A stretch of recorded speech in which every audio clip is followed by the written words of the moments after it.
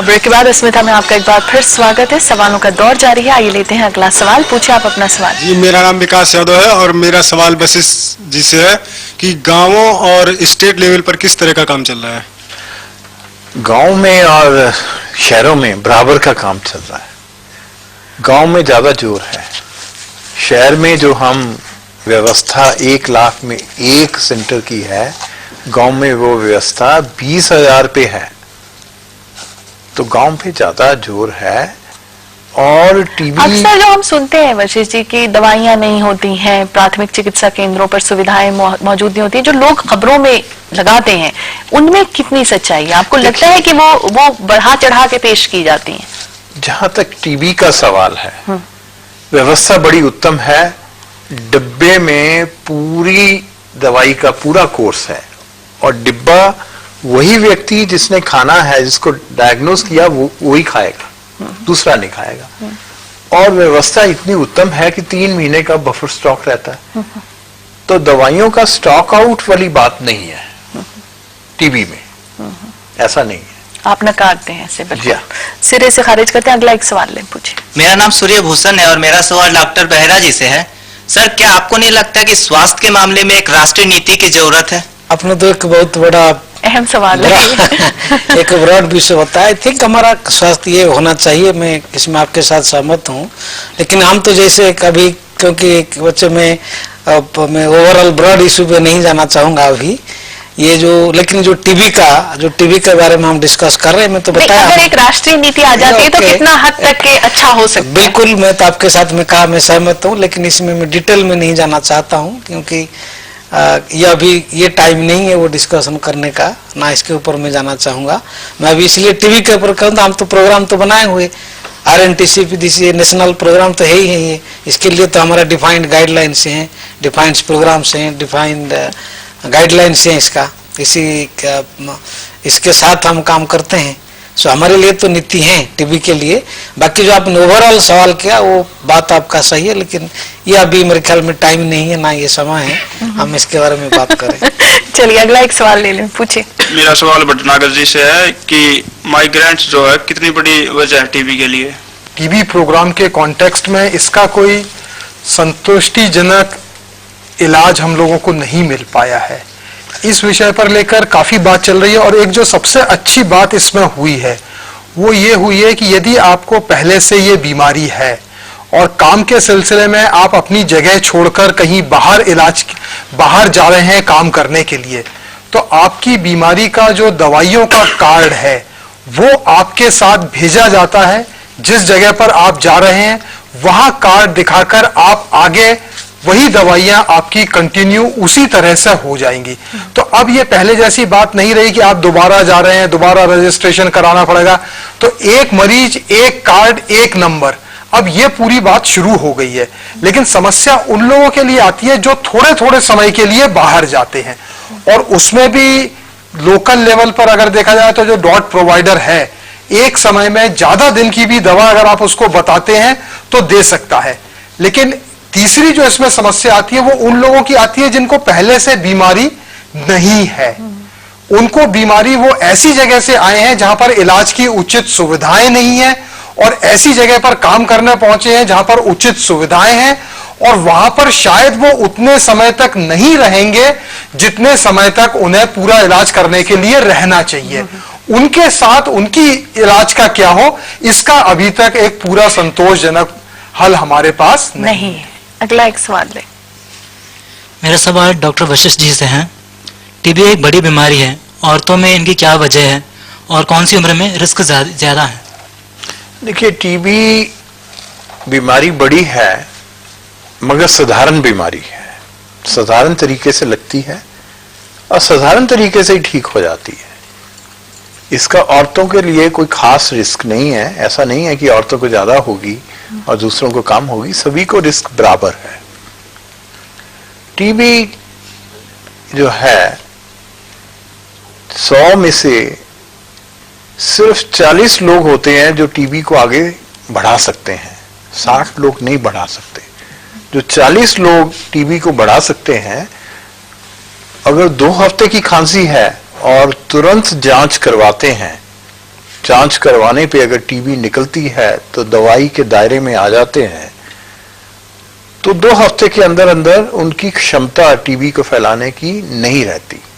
तो इसलिए ऐसे कोई घबराने वाली बात नहीं है कि टीबी बड़ी भयानक बीमारी है, ऐसा नहीं है कुछ भी। इलाज संभव है, इलाज 100% लगातार होना है, 6 महीने होना है और 6 महीने लगातार इलाज करना है, वही एक बात है। सवाल। मेरा नाम अरविंद है और मेरा सवाल डॉक्टर बेहरा जी से है, क्या टीबी की वजह से इनफर्टिलिटी प्रॉब्लम पैदा हो जाती है?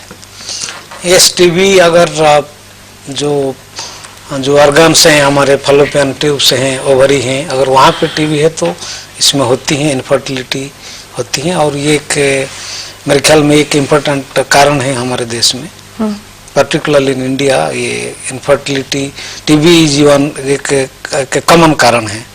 टीबी एक बड़ा कारण है इनफर्टिलिटी का। अगला एक सवाल है।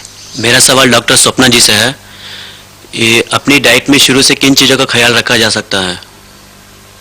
देखिए, बचपन से ही जब बच्चे छोटे होते हैं हमको सिखाना है उन्हें कि वो संतुलित आहार लेना शुरू करें।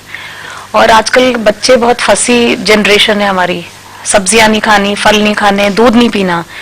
और किशोरावस्था में भी देखा जाता है लड़कियां स्पेशली, वो अपना फिगर कॉन्शियस होती हैं, नहीं खाना खाती ठीक से, डाइटिंग करती हैं। नियमित रूप से खाना खाना बहुत जरूरी है। लोग ब्रेकफास्ट मिस करते हैं, जबकि ब्रेकफास्ट लेना बहुत जरूरी है। और नियमित रूप से हम हेल्दी फूड्स खाएंगे तो उस पर ध्यान देना बहुत जरूरी है, जंक फूड की तरफ नहीं जाना है। और कुछ खास चीजें हैं, जैसे मैंने बताया कि अपनी इम्यूनिटी बढ़ाने के लिए एक तो हमें हाई प्रोटीन डाइट लेनी चाहिए। हम लोग इंडियन ज्यादातर हमारा प्रोटीन इंटेक काफी कम रहता है, और ये प्रोटीन हमें मिलता है दालों से, दूध व दूध के बने पदार्थों से। और जो नॉन वेजिटेरियंस हैं वो क्योंकि एक्सपेंसिव फूड आइटम है, और प्रोटीन फूड ज्यादातर एक्सपेंसिव होते हैं। स्वप्ना जी, ये जो कैप्सूल्स होते हैं जो दावा करते हैं आप ये कैप्सूल्स खाइए, आप उसका एक ऑल्टरनेट है जो आप एक संतुलित आहार लेते हैं, उसका एक ऑल्टरनेट है, वो उसमें क्या है? इस तरह के जो ऑल्टरनेटिव्स मिलते हैं कमर्शियल बेसिस पे, एक तो सबसे पहली बात ये एक्सपेंसिव होते हैं, और आपको उनकी नॉलेज होनी चाहिए। क्योंकि अगर आप डाइट द्वारा नहीं ले पा रहे हैं तब हम लोग रेकमेंड करते हैं, क्योंकि आर्टिफिशियल चीजें ज्यादा लेना हानिकारक होती हैं और एक्सेस लेना भी खराब होता है। लोग बॉडी बिल्डिंग के लिए ज्यादा प्रोटीन खाते हैं, पर वो भी नुकसान कर सकती है, हमारे किडनीज डैमेज हो सकती हैं। पर हमें अपना इम्यूनिटी बूस्ट करने के लिए स्पेशली विटामिन और मिनरल्स लेना बहुत जरूरी है, जो हमें फल और सब्जियों से मिलते हैं। और ICMR के अकॉर्डिंग कम से कम 1/2 kg मिनिमम हमें फ्रूट्स एंड वेजिटेबल्स लेने चाहिए, जो मल्टी कलर्ड हो, स्पेशली डेली बेसिस पे। और अगर आप 3 कटोरी पकी हुई सब्जी और अगर 2 मीडियम आकार के 100 ग्राम के फल ले लें तो हमारी पूर्ति हो जाती है विटामिन और मिनरल्स की, और उससे हमारी इम्यूनिटी अच्छी रहती है। अगला एक सवाल। सर, मेरा सवाल डॉक्टर अमोद जी से है।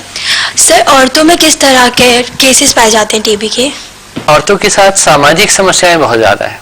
अगर एक औरत को टीबी हो जाती है तो उसको बड़ा मुश्किल होता है समाज में, खासतौर से जो ऐसे वर्गों में जहाँ पे उनको उचित सम्मान और उचित अधिकार नहीं प्राप्त है।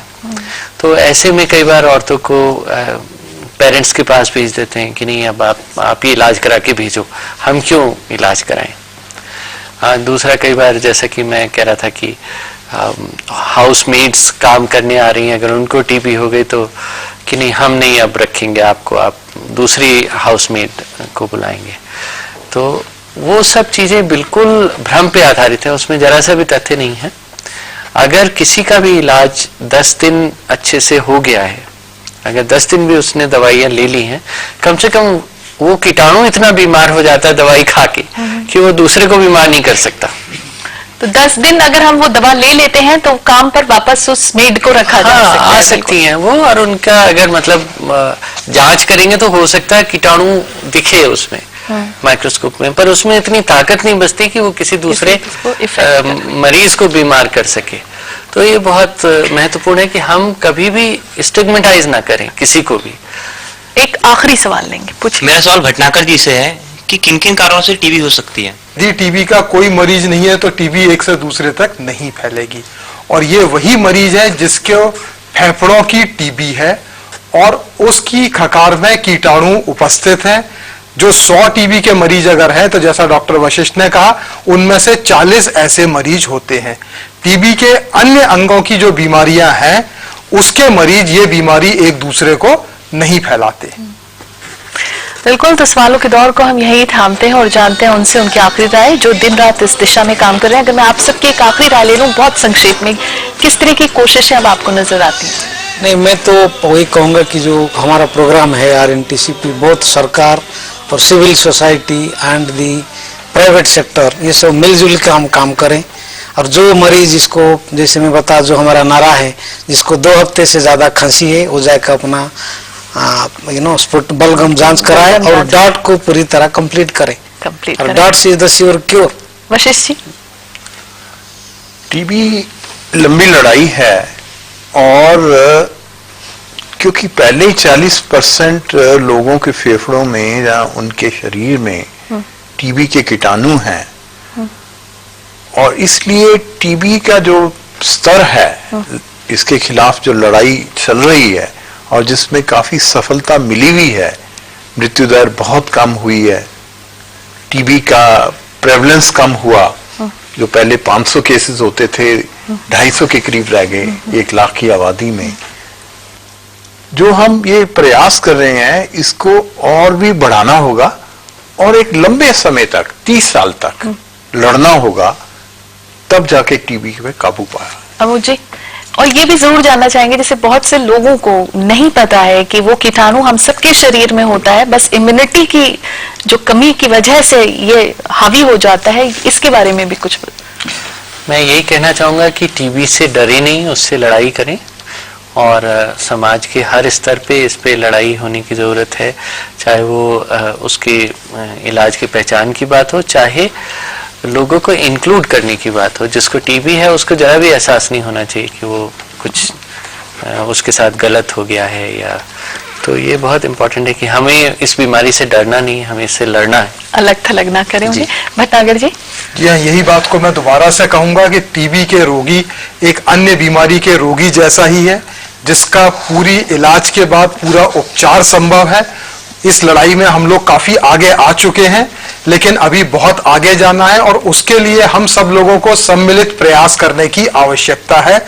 किसी केवल हेल्थ सेक्टर के प्रयासों से शायद इस बीमारी पर काबू पाना पूरी तरह से संभव नहीं होगा, सबको जोड़ना होगा। क्या कहेंगी स्वप्ना? संतुलित आहार, अपना इम्यूनिटी लेवल बढ़ाना, स्वस्थ जीवन शैली और अपनी हाइजीनिक कंडीशंस को इम्प्रूव करना, और ये जागरूकता कंटिन्यू रहनी चाहिए, अवेयरनेस स्प्रेड होता रहना चाहिए, एंड लोगों को एजुकेशन मिलती रहनी चाहिए कि इतनी खतरनाक बीमारी नहीं है, इस पे काबू पाया जा सकता है। बिल्कुल काबू पाया जा सकता है।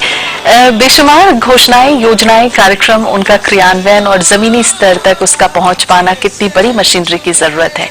बेशक बहुत सी स्वयंसेवी संस्थाएं, बहुत से कार्यकर्ता, सक्रिय भागीदारी, और इस भागीदारी में सामाजिक स्तर पर प्रयास, और साथ ही साथ उन लोगों के साथ सहानुभूति और इंसानियत का बर्ताव जो इससे जूझ रहे हैं और कहीं ना कहीं तिरस्कृत किए जा रहे हैं। साथ ही जरूरत दवाइयों और उनकी उपलब्धता, उनके मूल्य, अब सही इलाज पर एक ऐसी नीति की भी जरूरत है जो इसे जड़ से समाप्त कर सके और उन लोगों की जिंदगी में खुशियां भर सके जो कहीं पीछे छूट सी गई हैं। तभी किसी ने क्या खूब कहा है कि तेरा गम वक्त का तकाजा है, तेरा गम वक्त का तकाजा है, वक्त बदलेगा, वक्त का ये वादा है।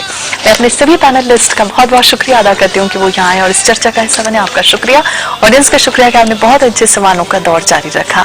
आप भी आ सकते हैं अस्मिता में, और कौन से विषय आप अस्मिता के माध्यम से देखना चाहते हैं हमें जरूर लिखें। हमारा ईमेल आईडी है asmita.lstv@gmail.com। इसी के साथ मैं समीना अस्मिता की पूरी टीम के साथ आपसे लेती हूँ इजाजत। फिर मिलेंगे एक और नए विषय के साथ, तब तक के लिए नमस्कार।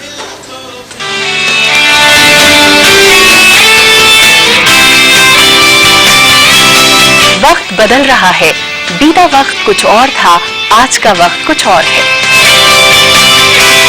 हम लोगों ने पैराट्रूपिंग की है, माउंटेनियरिंग की है, हम लोग शूटिंग करते हैं।